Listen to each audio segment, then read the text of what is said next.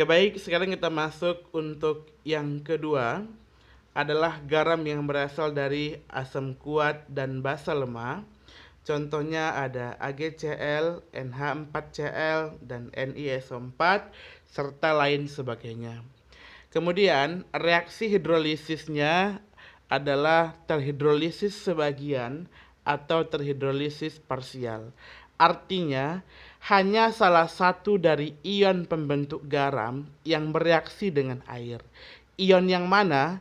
Ion yang berasal dari basa lemah.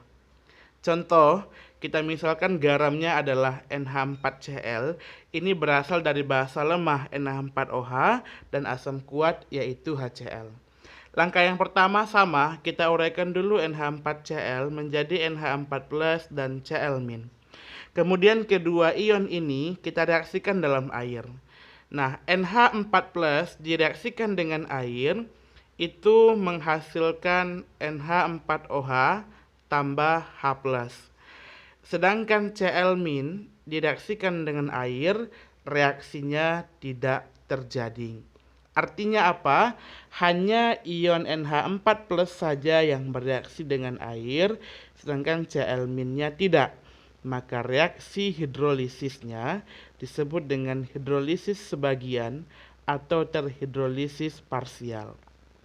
Nah, karena reaksi hidrolisisnya menghasilkan ion hidrogen positif, maka larutannya akan bersifat asam dan pH-nya kecil dari 7. Ya, pH-nya kecil dari 7. Berapa kecilnya dari 7? Bisa kita hitung dengan persamaan berikut, bahwa konsentrasi H+ sama dengan akar dari Kw per Kb kali konsentrasi ion garam yang terhidrolisis. Ini dia keterangannya. Kw itu adalah konstanta kesetimbangan air. Nilainya pada suhu 25 derajat Celcius adalah 10 pangkat negatif 14. Kemudian Kb adalah tetapan ionisasi basa lemah. Nah, setiap basa nilainya berbeda-beda. Kemudian konsentrasi garam itu maksudnya adalah konsentrasi ion garam yang terhidrolisis. Nah, nanti kita contohkan dengan soal di akhir. Nah, itu yang kedua. Kemudian yang ketiga, jenis garamnya adalah garam yang berasal dari asam lemah dan basa kuat. Sama dengan yang tadi, contohnya adalah CH3COONA, KCN, CaF2, K2CO3, dan BaNO2 dua kali. Untuk reaksi hidrolisisnya, dia terhidrolisis sebagian atau parsial. Sama dengan tadi, hanya salah satu ionnya yang bereaksi dengan air. Nah, kita misalkan garamnya adalah CH3COONA. Pertama kita uraikan dulu, dia menjadi ion-ionnya yaitu Na+ dan CH3CO-. Na+ berasal dari basa kuat yaitu NaOH, sedangkan CH3CO- berasal dari asam lemah yaitu CH3COOH. Nah, maka yang terhidrolisis hanya yang berasal dari yang lemah yaitu CH3CO-. Ini dia, CH3CO- bereaksi dengan H2O membentuk CH3COOH asamnya dan sebuah ion OH-. Sedangkan Na+ tidak bereaksi dengan H2O. Oke, ini tadi panahnya lari ke atas ya. Nah, adanya ion OH- di dalam larutan menunjukkan bahwa pH larutannya besar dari 7 atau dia disebut dengan garam yang bersifat basa. Nah, berapa nilainya? Itu bisa kita hitung. Kita hitung dulu konsentrasi OH-nya, yaitu akar dari Kw per Ka kali konsentrasi ion garam yang terhidrolisis. Ini sama dengan yang tadi. Bedanya satu OH- tadi, satu H+. Nah, kemudian yang terakhir, jenis garam adalah garam yang berasal dari asam lemah dan basa lemah. Nah, contohnya ada NH4CN, NH4 2 kali CO3, ZnCN 2 kali. Untuk garam yang berasal dari asam lemah dan basa lemah itu terhidrolisis sempurna atau terhidrolisis total. Artinya, kedua ion-ion pembentuk garam itu bereaksi dengan air. Misalnya kita contohkan garamnya adalah NH4CN. NH4CN kalau dimasukkan dalam air, dia terurai menjadi NH4+ dan CN-. Kemudian kedua ion-ionnya ini bereaksi dengan air. NH4 plus tambah H2O menghasilkan NH4OH tambah H plus. Cn- tambah H2O menghasilkan HCN tambah OH-. Nah, karena reaksi hidrolisisnya menghasilkan H plus dan menghasilkan OH-, maka nilai pH larutannya tergantung nilai Ka dan nilai Kb-nya. Nah, ini dia. Apabila nilai Ka sama dengan nilai Kb, maka larutan garam akan bersifat netral atau pH-nya sama dengan 7. Jika Ka besar dari Kb, maka larutan akan bersifat asam, pH-nya kecil dari 7. Jika Ka kecil dari Kb, maka larutan akan bersifat basa, pH-nya besar dari 7.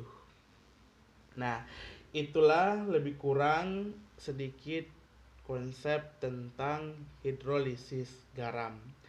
Nah, sekarang kita masuk ke contoh soal yang sering masuk, yaitu tentang hitungan. Nah, ini tipe 1, ini tipe paling mudah. Di mana contoh soalnya, jika diketahui KaNH4OH. Nah, ini salah lagi ya. Jika diketahui, ini Kb. Jika diketahui KbNH4OH sama dengan 10 pangkat negatif 5, maka tentukanlah pH larutan garam NH4 2 kali SO4 0,002 molar. Nah, artinya ini adalah soal yang sangat standar sekali, di mana sudah diketahui garamnya, sudah diketahui konsentrasinya, sudah diketahui nilai Kb-nya. Nah, kita lanjut. Ini adalah cara penyelesaiannya. Langkah yang pertama adalah kita harus uraikan dulu garamnya menjadi ion-ion pembentuknya, yaitu NH4 2 kali SO4 kalau diuraikan menjadi 2 NH4 plus tambah SO4 2-. Kemudian tentukan jenis garamnya. NH4 plus berasal dari NH4OH, yaitu basa lemah. Sedangkan SO4 2- berasal dari H2SO4, yaitu asam kuat. Nah, karena dia berasal dari basa lemah dan asam kuat, maka garamnya adalah garam asam. Maka yang harus kita cari adalah konsentrasi H+. Di mana konsentrasi H+ sama dengan akar dari Kw per Kb kali konsentrasi ion garam yang terhidrolisis. Nah, sekarang kita lihat bahwa tadi kita pelajari yang terhidrolisis adalah yang berasal dari yang lemah. Nah, sekarang jumlahnya ionnya ada 2. Maka di sini dikalikan 2 konsentrasi garam. Nah, kita masukkan saja angkanya. Tadi Kw nilainya 10 pangkat min 14, Kb 10 pangkat min 5, sedangkan konsentrasi garamnya 0,002. Kita ubah menjadi 2 kali 10 pangkat min 3. Kemudian kita selesaikan, dapatlah konsentrasi H plusnya adalah 2 kali 10 pangkat negatif 6. Kemudian cari pH-nya, negatif logaritma dari konsentrasi H plus atau negatif logaritma dari 2 kali 10 pangkat negatif 6 sama dengan 6 kurang log 2. Maka pH-nya adalah 6 kurang log 2. Nah, ini contoh soal sederhana. Diketahui Kb, diketahui Kw, diketahui konsentrasi garam. Nah, untuk soal ini nanti, itu bisa saja dibalik. Caranya sama. Nah, nanti bisa saja pH yang diketahui. Kemudian ditanya konsentrasi garam. Bisa jadi. Yang penting, caranya seperti ini. Kalau seandainya konsentrasi garam yang ditanya, berarti kita bekerja dari bawah. Dari pH cari H+, nah masukkan ke persamaan, nanti didapat konsentrasi garamnya.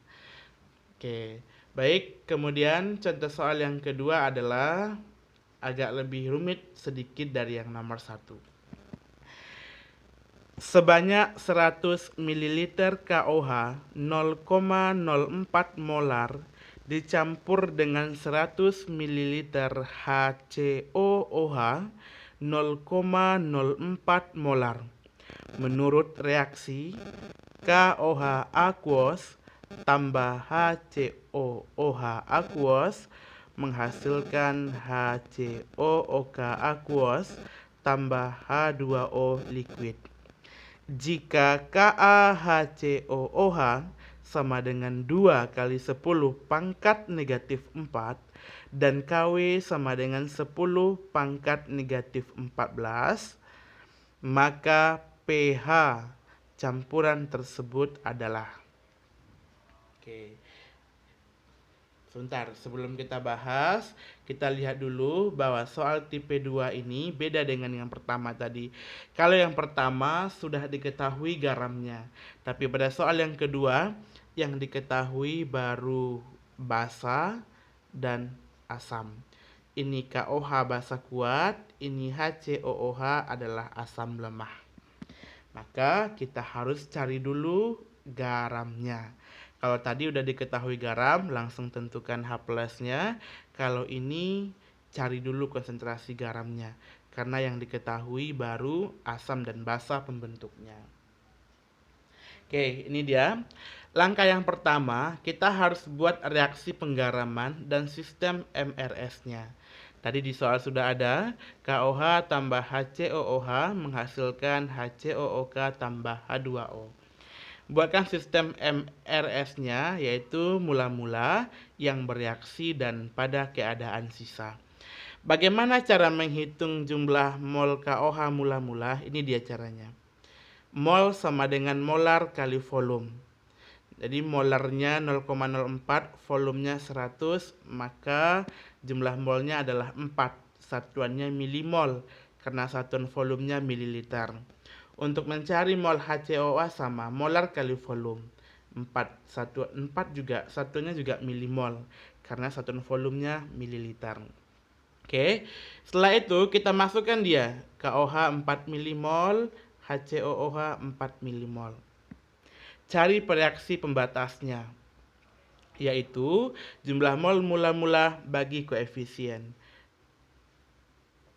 4 bagi 1, 1.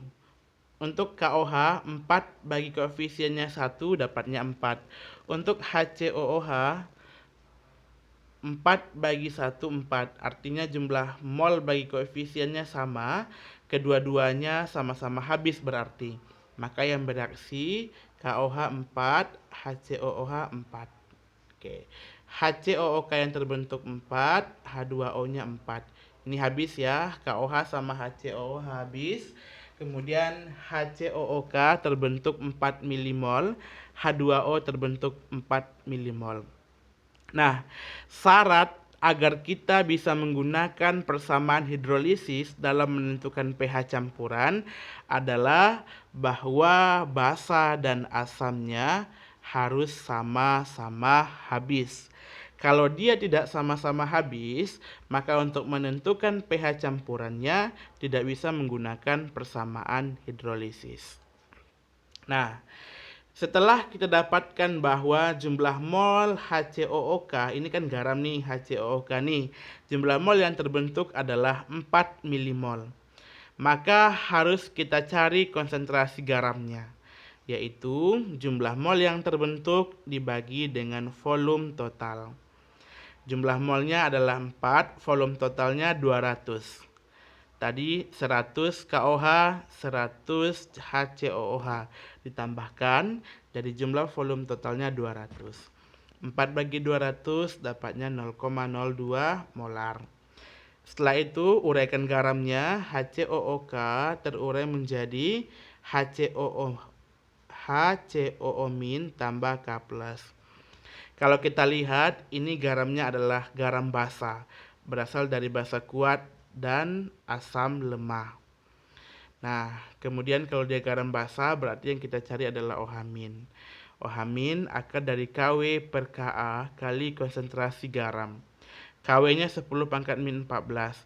Ka-nya tadi ada di soal, 2 kali 10 pangkat negatif 4. Dan konsentrasi garamnya 0,02. Nah, ini tidak kita kali 2. Kenapa tidak kita kali 2? Karena jumlah ion yang terhidrolisis ini hanya 1, maka tidak dikalikan 2. Kemudian kita selesaikan perhitungan matematikanya, dapatlah konsentrasi OH-nya 10 pangkat min 6. Setelah itu hitung POH. POH-nya sama dengan negatif logaritma OH-, negatif logaritma dari 10 pangkat min 6, maka POH-nya 6. Setelah itu kita hitung pH. pH sama dengan 14 kurang POH. 14 kurang 6, maka dapatnya adalah 8.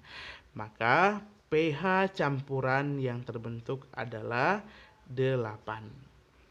Nah, baiklah Ananda sekalian, itulah contoh soal tipe yang kedua. Nah, dari soal ini bisa saja dibalik pertanyaannya seperti yang tadi. Diketahui pH, ditanya konsentrasi garam, bisa. Kemudian ditanya pH, diketahui pH, ditanya massa garam, bisa ya. Caranya sama. Kalau diketahui pH, cari dulu POH-nya, cari dulu OH-nya, cari dulu konsentrasi garamnya. Dapat konsentrasi garamnya, cari molnya. Kalau udah diketahui mol, apapun yang ditanya bisa dijawab. Kalau ditanya massa, ditanya jumlah partikel, ditanya volume, semuanya bisa dijawab dengan menggunakan perhitungan dasar pada konsep mol yang telah dipelajari pada materi kelas 10. Nah, Bapak rasa untuk pertemuan kali ini cukup demikian dulu bahasan kita. Mudah-mudahan Ananda semua paham dan terima kasih telah menyaksikan video ini dan nantikan video berikutnya.